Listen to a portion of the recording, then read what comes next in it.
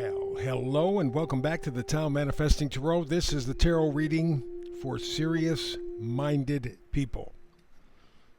Tarot readings, and I've done tarot for over 20 years, tarot readings are the science of potential. Astrology is the science of cycles.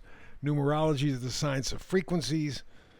I've done both astrology, numerology for about 50 years, tarot for 20. So I have a pretty good feel for all of them together and where they're the same, where they're different. When it comes to tarot, I choose to emphasize that at this point in my life because it is the science of potential. Okay, we see with numerology and with astrology, we see cycles and frequencies coming up, and you can predict, if you want to use that word. Actually, it's just being aware of the cyclical nature of things. Things repeat, not always the same, usually a little bit differently. But if you're at least aware of the cycles, you can kind of plan. And astrology is extremely good at really, right from the moment a baby is born, you do a chart on them, you can figure out what their potential is going to be, what their character is going to be like, what their personality is going to be like. It's astounding. Plus, of course, you can take a look at their life and find the high points and low points. You might not be able to get pinpoint specific because there's just too many considerations. But you can go, oh, this generally will be a good time for you. Generally will be not so good. Sometimes the floor just falls away and it's going to be garbage. There's no way around it. But at least you can prepare. Same thing, by the way, for numerology. But when it comes to tarot, what you're getting is a frequency. That's why I only do 5 cards. I do not trust the tarot readers who do 10 or 20 or 30 or 40 or 50. The more cards they put out there, the more I know they don't know what they're doing. And they don't know the purpose of tarot. Tarot, no, I've never in my 20 years plus ever seen tarot predict anything particularly. Not to say that it can't, but I've never seen it. And I've known a lot of tarot readers. But nevertheless, tarot does have value, and that is the potential. Here's the frequency. See if it resonates with you. It's a very personal thing. If it resonates with you, go forward. It means the door's opening. Don't pass on the opportunity. You have that choice because it's potential. You can always go no. Okay? But I would suggest that if you do have a resonating experience with the frequency, that you follow up on it wholeheartedly. Here's also something that you got to keep in mind is that with any reading, I don't care if it's numerology, astrology, or tarot, you get 100 people together, you're going to really connect with about 5 of them, maybe 10, but the other 90 are going to go, well, geez, it's a nice reading, and I picked up some additional information and some philosophical insights, and I loved it, and it was great. And I just like the person who does the reading. That's fine. All of that is great. But there are so many people on the planet. There are too many options, too many choices within choices within choices. Subsequently, 5 to 10% of the people who are getting the reading are really going to connect with it. That's fine. Because there's tomorrow, there's next week, next month. Doesn't make any difference. At some point, these frequencies or frequency will match up with you. When it does, take advantage of it. I do a brand new read every day, 365. Like, subscribe, and share. Like, subscribe, and share. Like, subscribe, and share. People around me are always reminding me to say that. Helps with the algorithms, and you know, with this numbers-driven world, the algorithm makes a big difference. So, like, subscribe, and share. Alrighty. By the way, thank you for tuning in. You have a lot of other choices. For obvious reasons, I think this is the best, it's the most honest, and it's the most serious, probably the most adult. We live in a time in history. And when I say history, I mean the last 7,000 years, recorded history. You get past 7,000 years, you got the Younger Dryas, you got the Ice Age, you got all kinds of things. We do have very strong indications of some sort of a master race or races 12, 13, 14, 15,000 years ago. There are some interesting genetic anomalies in human beings. The fact that all mammals have 48 chromosomes, human beings only have 46. And yet we're supposed to be the superior animal? Why do we have 2 chromosomes less? What's up with that? That's an interesting question. And there are others. So for the sake of simplicity, I just go back 6,000, 7,000 years to the Sumerians, essentially. In that time frame, we have never, ever faced what we're facing right now. And that is suicide. Mass suicide. Because we're the ones who are doing it, barring, of course, some sort of a cosmic event, solar flares, asteroids, comets from outer space, whatever. Short of that, we're the ones who are poisoning our air, our water, our planet, our food. We're creating disease to kill people, literally. Bill Gates has said it. Others have said it as well. By 2050, 9 out of 10 people have to be off the planet, gone. That's the plan. 2040 will be even better for them, but they're going to wait till 2050. So that's the deal. We are in this mad race to our destruction. Add to that, by the way, artificial intelligence, which, according to the people who are expert at it, is a huge, huge threat to mankind. In fact, the guy who is largely credited as being the father of AI quit the business. Older man, older gentleman, said, this thing is abused, misused, it's no good, there's nothing but trouble ahead. I'm out. I think that's kind of a cheap shot. He should be working to try to fix the problem, not run away, but okay, fine. At least he waved the yellow flag. Alert, alert, alert. Are we listening? No, of course not. Too much money to be made in AI. And besides, we only want 1 out of 10 people on the planet anyway. Robots are going to take over in every way whatsoever. They can move physically like us, but they can't think, they can't imagine, they can't manifest like we do. They're working on that. And until they do that, that's our advantage over robots even.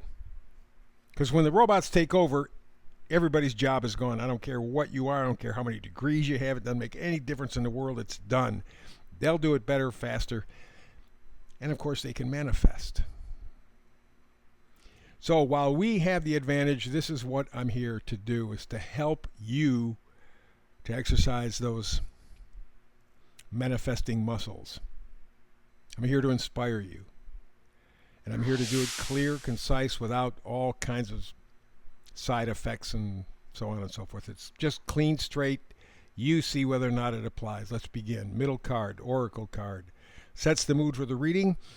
And the energy today is regeneration. How appropriate. We are in a period of regeneration. Many people, especially in the United States, are bothered, greatly bothered by this potential for regeneration. It's the end of the world. And in effect, it is the way they knew it and the way we've lived it, because we can't do the same things. If we repeat what we've done, it's all over. Doesn't make any difference. They're acting like 3-year-olds. They're acting like spoiled little children. Cut off my hair. I'm going to cut it blue. I'm going to make it... Adding nothing to this critical time. I am not saying that the current direction is perfect. I am not saying that the current direction will save the world. It has the potential to improve it greatly, something that we desperately need.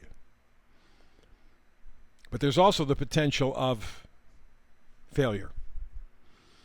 So this is a time where you have to put your emotional crap out of the way. We have a more important job. And if you're going to insist on shaving your head or painting your hair blue or doing whatever you want to do, hold your breath, leave the country, I don't care. Then please, go away. This is too serious. There's too much on the line. Too many things can interfere. Because what's potentially, and I'm not saying it's going to happen, but potentially about to happen is that the structure of the world is about to change. Well, the people who run the world, the puppets masters, don't want that because the way it's set up, they're the bosses. If it changes, it's all up for grabs. They don't like that. So there's going to be some serious stuff that hits the fan. So the concept of regeneration is essential. Numbers up in the right-hand corner are 4, stability, 6, beginning of manifesting. 4 and 6 together equal 10, which reduces down to a 1, beginning. That's where we're at. We're at a beginning. But this beginning can be tipped very easily at this point. You have to, all of us, put down our ego and look at what the potential is. We got to cut the emotional crap that has locked us into a losing proposition as a species.